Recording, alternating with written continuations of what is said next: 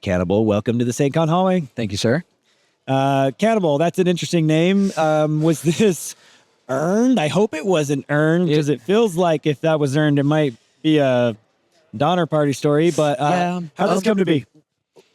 I could tell you a little bit more. Would you like to come over for dinner? I would love to have you for dinner. No, actually, sometimes. Yeah, let's go. Make it quick. So back in the BBS IRC days, I used to gather up a lot of old electronic components, and I would desolder the boards and take the electronics from them or the components from them, and then use those to fix other things and cannibalizing those electronics for other stuff. And that's how that name was gifted to me. And it's funny because if you know me at all, it doesn't match my personality. I'm not I'm pretty bubbly and happy. So being called the Cannibal is a very strange contrast. So a cannibal of hardware. Yeah. That sounds much better. Yeah. It's not very scary. Yeah.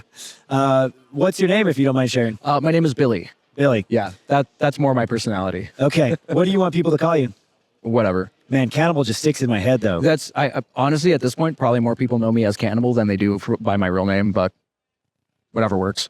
First year to SAINTCON? Yes, first year. What's your initial thoughts? I love it here. This is fantastic. It's the conference size is really good. The thing that I really like about it is I can have meaningful conversation with people from a variety of different interests. Everyone's really passionate about the things that they do or the things that they want to learn about. So something like DEF CON where it's really big, there's tons of people, you can kind of miss those connections sometimes, or it's just so loud that you can't really have a conversation.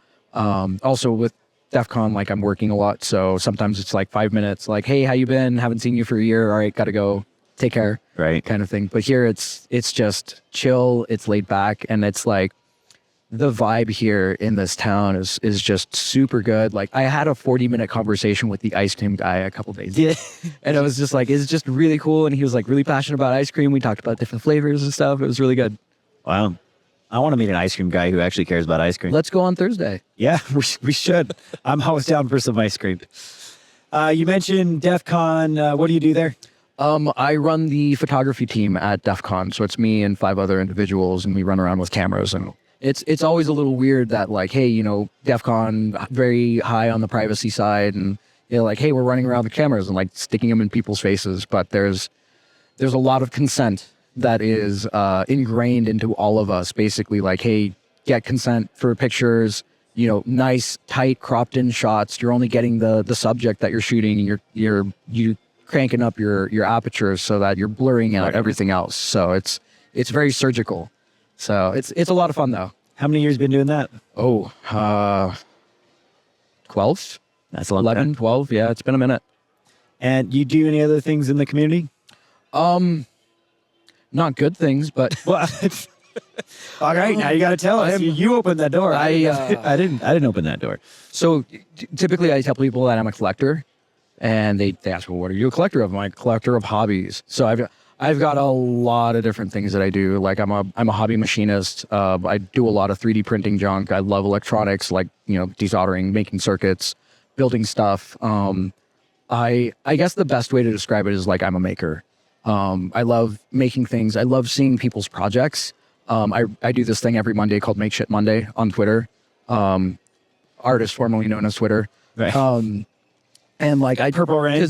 Yeah, exactly. So it that kind of started out because I used to go and I'd follow all these people that were makers and stuff, and then I'd check in on them once a week, hey, what are you working on? What are you doing? What are you up to? Have you made progress on this project? And then I just started posting it and saying, hey, here's this thing that I'm doing. Show me what you got.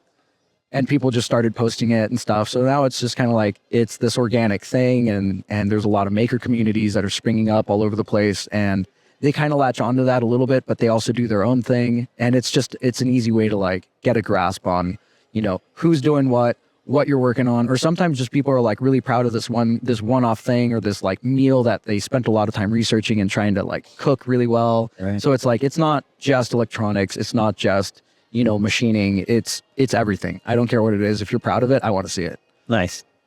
How did you get started? You're just one day you're you know what? I'm gonna go do photography for DEF CON with 5 people.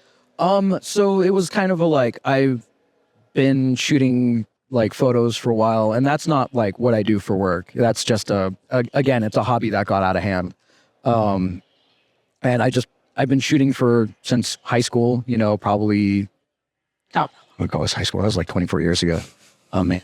I don't want to think about it either. I can feel it on my back. Oh goodness. I need to take my Advil. Yeah, it's been a minute. So I've just been shooting film, shooting film for a long time. Then I like got into medium format, and then now digital came out, and it's just like you hold the shutter down, and like one of these is going to turn out. So for events, it's great. So that basically what happened is just like someone was like, "Hey, you have a camera. Do you want to come shoot pictures and stuff?" And were they in the industry? Were you in the InfoSec industry? yes. Okay. So you were already going to DEF CON as an attendee? right. Okay. Right. All right. So I was already there. Like I went to one DEF CON, and then the next DEF CON, like, "Hey, you're good now." I'm like, "Oh, okay." You're voluntold. Yeah. So that's how that happened. And then eventually I just kind of took over the team and have been running it for a while. How did you get into information security? Again, kind of like a hobby that got out of hand.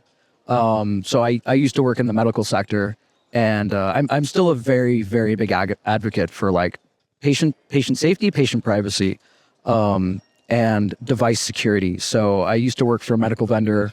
It's kind of like the Microsoft of the medical world. And just one of those things where it's like, this was 20 years ago or so. And it was just like, I was working on these devices, and I was like, hey, who's patching these? Right. It's crickets. So I was like, okay, well, if nobody's doing this, I'm just going to do it. Cause like, this is bad. This is bad. Like, these things haven't been patched in years. We're just going to start patching this.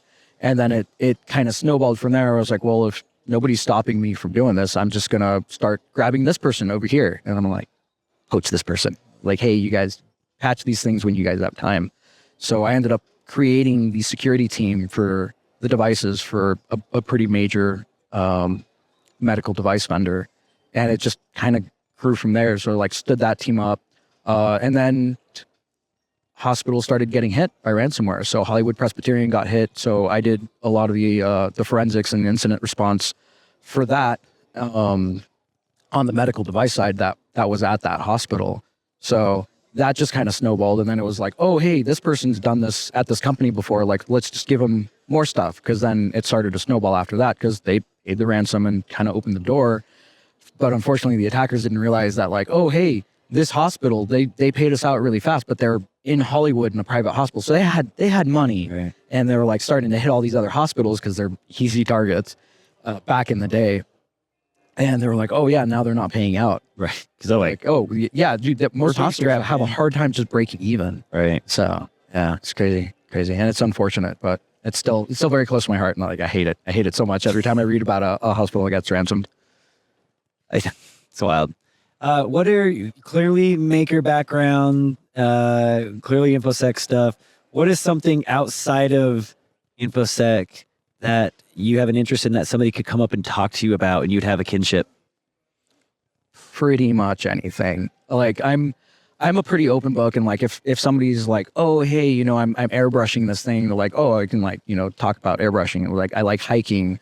I used to race motorcycles. I like wrenching on cars. I like racing cars.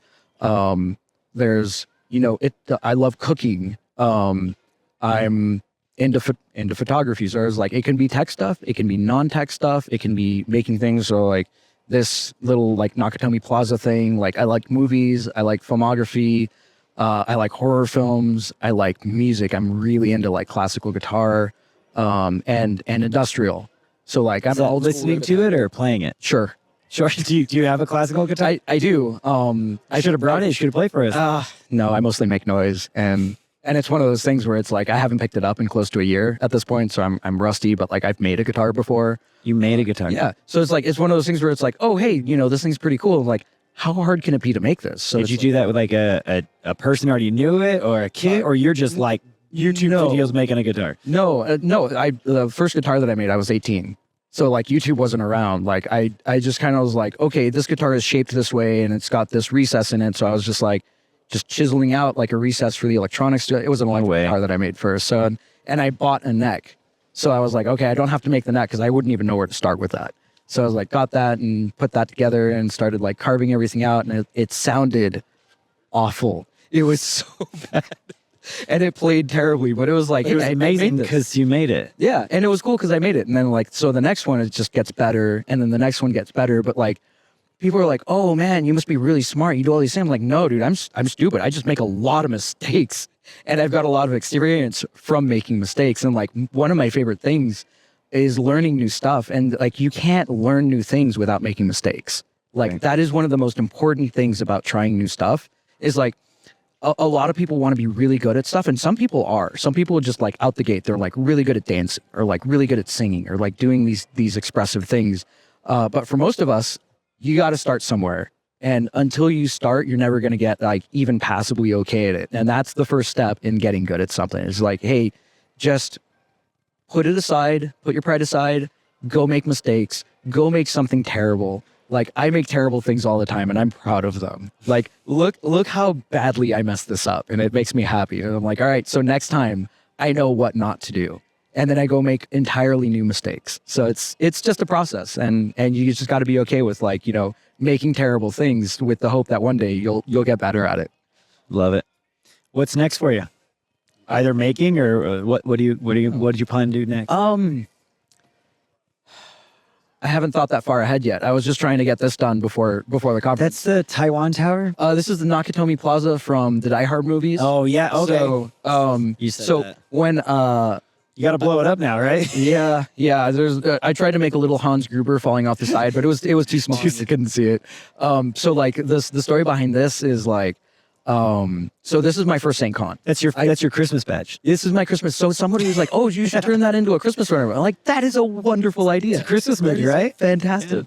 So this is my first SAINTCON. I've actually never been to Utah before. You've never Utah. All right, we got to deviate for a minute here. You've never been to Utah. Yeah. Where are you normally at, if you don't mind sharing? I'm from San Diego. Okay. Yeah. So I've you're been up there at a for- higher elevation here. We're Oh, yeah. 3,500, 4,000 feet. Yeah. But Do you do any hiking or anything? Did you go up those hills? I haven't yet. So I didn't really have a lot of time. So October is rough for me because like I like doing animatronics and Halloween stuff, and I'm usually super busy with work. So like a couple of my friends here have been trying to get me out here for probably close to a decade at this point, and I just haven't been able to make it happen. So this year I was finally like, you know what? I'm pushing everything else aside. I'm going to carve out 4 days and I'm going to be here. So I showed up Monday. I'm flying out Friday early morning. And when I got here, I was looking at all the mountain. I was like, oh man, I messed up. I should have like, so next year, because I'm coming next year, I'm going to bookend it. So Monday and another extra day after the conference, I'm going to hike. And I'm going to go hit some mountains. I'm going to come to the con, and then I'm going to close it out with another hike. So yeah, we're at higher elevation, but I'm used to doing like stuff like San Jacinto, and you know, it's like 10, 12,000 feet. Okay. I've never bagged a 14 peak. Yeah. We don't even have a 14 here, Yeah. right? 13's our highest. We don't really have much in California. Yeah.